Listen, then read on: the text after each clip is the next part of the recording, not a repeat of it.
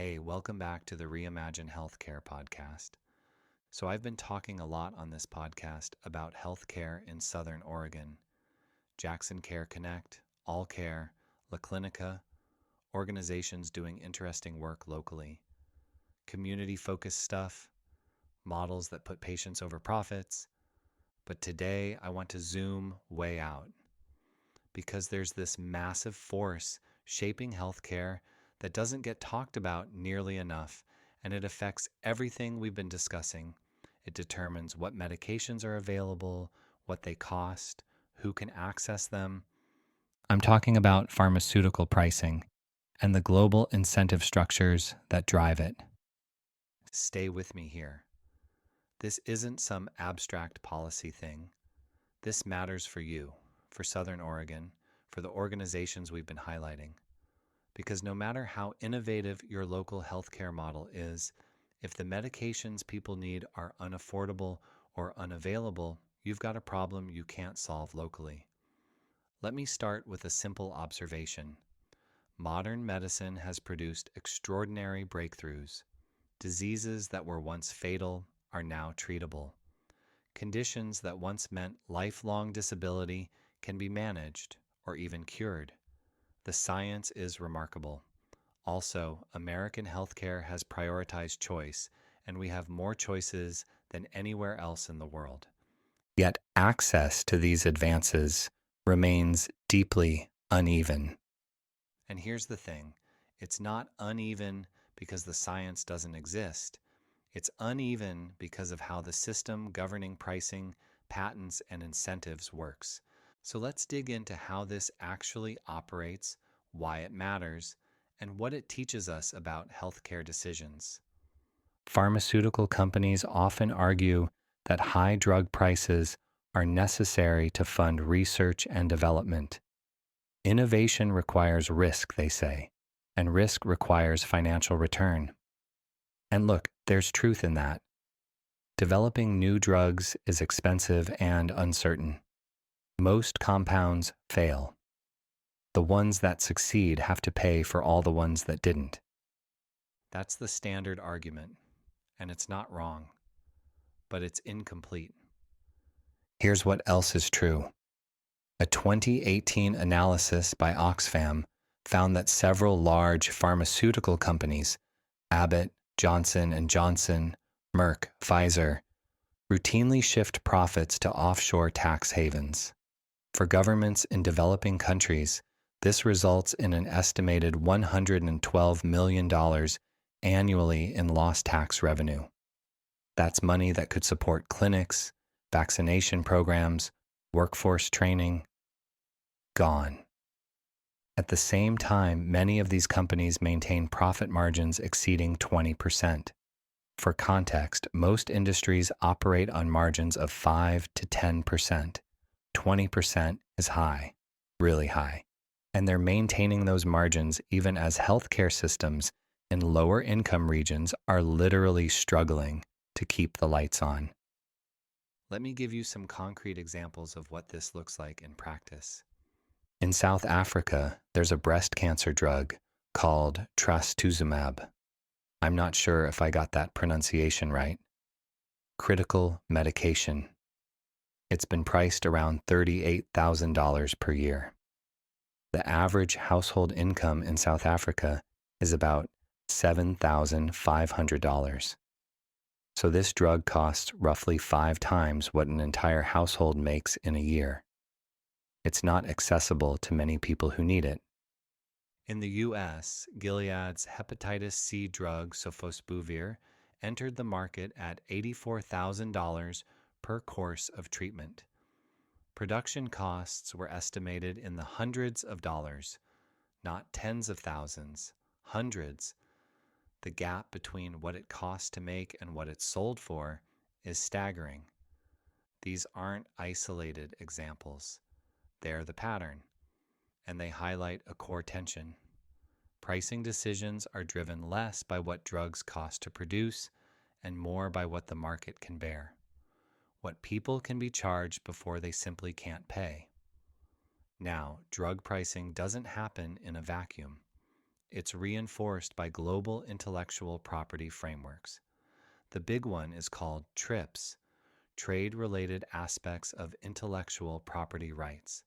This is an international agreement that grants pharmaceutical companies long-term patent protections. Basically, TRIPS creates monopolies. During the patent period, competitors can't produce generic versions of medications. The company that holds the patent controls supply and price. There's no competition to drive costs down. In theory, countries can issue what are called compulsory licenses during public health emergencies. That means they can authorize generic production or imports even while patents are still active. The 2001 Doha Declaration explicitly affirmed that TRIPS should prioritize public health over corporate profits.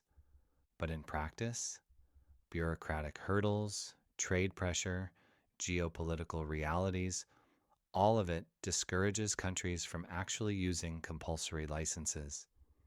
The legal framework says public health comes first, but the practical reality is that patent protection usually wins. The result is predictable. Medications exist, but access remains constrained, particularly where purchasing power is lowest. Okay, so why does this matter beyond global statistics? Why am I talking about this on a podcast focused on Southern Oregon? A few reasons. First, when governments lose tax revenue through profit shifting, they often compensate by increasing consumption taxes, sales taxes, VAT, whatever the local equivalent is. That places greater financial strain on lower income households. Globally, healthcare costs push an estimated 100 million people into extreme poverty each year. When drug companies avoid taxes, governments have less money for public services, so they tax consumption more heavily, which hits poor people hardest. Second, when drug prices consume disproportionate healthcare budgets, fewer resources remain for prevention, workforce development, infrastructure. We've talked in previous episodes about how Jackson Care Connect and All Care invest in housing, transportation, food security, social determinants of health.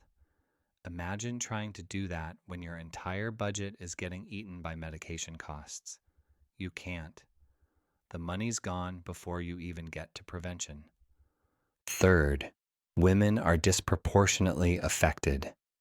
As healthcare systems strain under these costs, unpaid caregiving responsibilities increase, and that work overwhelmingly falls to women and girls. When medications are unaffordable and people can't access formal healthcare, somebody's got to provide care at home. That's almost always women. So pharmaceutical pricing decisions have downstream effects on gender equity that nobody's tracking. And fourth, clinical research continues to focus primarily on populations in wealthier countries. Far less attention gets paid to social determinants of health like housing, education, nutrition. A 2025 scoping review found that most research examining pharmaceutical practices and equity originates in North America and Europe. Huge gaps exist in understanding how these systems impact vulnerable populations elsewhere. So the incentives are misaligned at every level. Research focuses on profitable conditions in wealthy markets.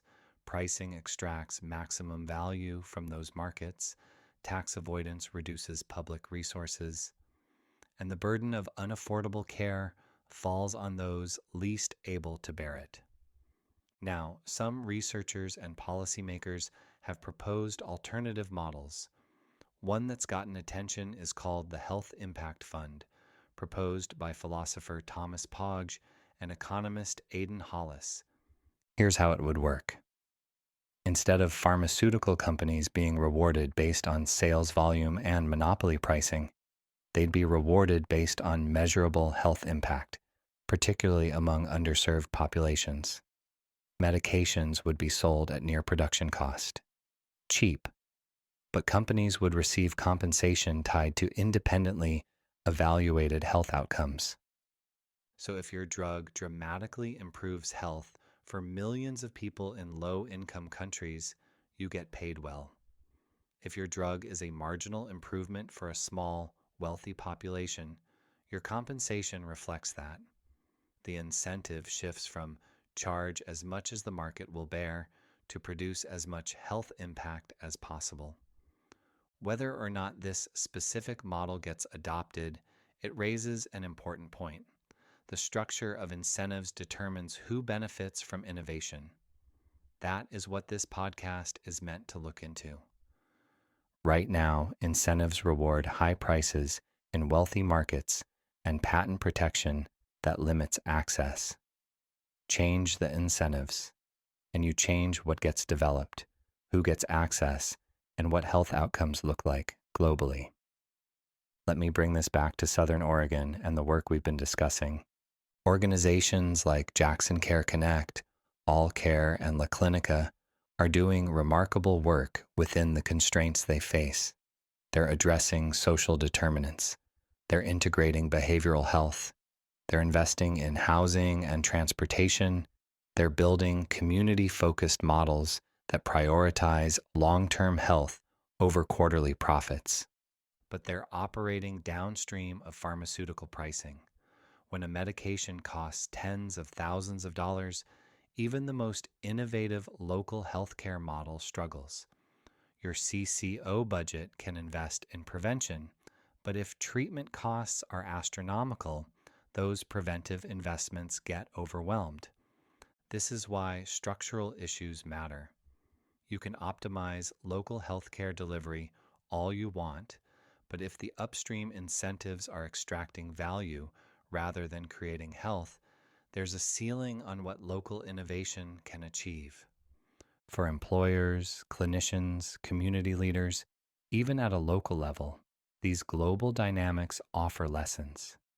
Incentives matter more than intentions. Pharmaceutical companies aren't evil. They're responding to the incentives the system creates.